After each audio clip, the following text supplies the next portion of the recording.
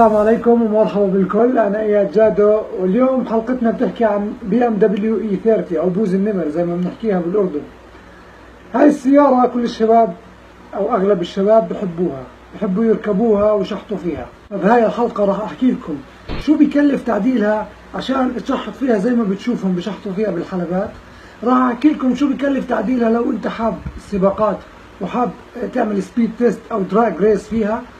أول إشي بتحتاج كراسي معدلة زي ريكارو أو سباركو مخصصة للسباقات، عشان لا قدر الله صار معك أي حادث أي مشكلة تكون أنت بالسليم وبتكون أنت ماسك جوا الكرسي، ما تنط على الكرسي اللي جنبك.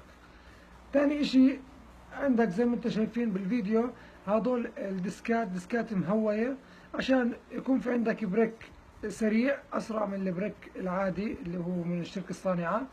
لازم يكون في عندك ستريس بار زي ما انتم شايفين اللي هو هذا بالاحمر، هذا ستريس بار وبحمي فخذات السياره. ضروري جدا يكون في عندك سنوبرسات ادجستبل، سنوبرسات مخصصه للسباقات عشان يكون في عندك ثبات كامل اثناء القياده.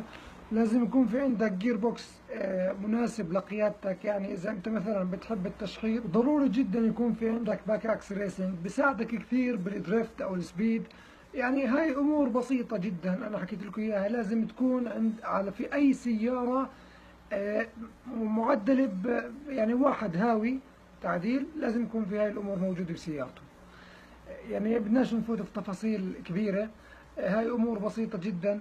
بالنسبة للتكاليف هلا لازم تعرفوا شو التكاليف عشان الواحد ياخذ قراره لما بده يشتري سيارة ويفكر يعدلها. طبعا من خلال الفيديو اللي انعرض عليكم هلا حطيت لكم اسعار القطع اللي ورجيتكم اياها بالفيديو. وصلنا بالاسعار التوتال تبع الاسعار طلع 2400 دينار اردني. هذا اسعار قطع غير اجور ميكانيك، يعني انت بتحكي فيها تقريبا ب 3000 ل 3500 من قطع لاجور ميكانيك. انت هيك شريت سيارة BMW E30 بدك تعدلها، شريتها ب 5000، خلينا نحكي ب 4000 سيارة عادية. دفعت عليها شريتها ب 4000، دفعت عليها 3500 خلينا نحكي، يعني 4000 3500 هيك حكيت 7500 دينار. انت لسه ما وصلت للموتور، لسه ما فكرت انت بدك تشتغل هاي كومبريشن ولا بدك تشتغل تيربو.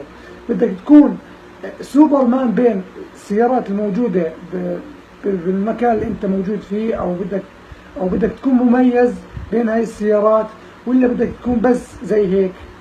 طيب هلا احنا وصلنا ل 7500 دينار وبدنا نسوي موتور خلينا نحكي تيربو، اللي هو اضعف موتور تيربو او اقل كلفة موتور تيربو.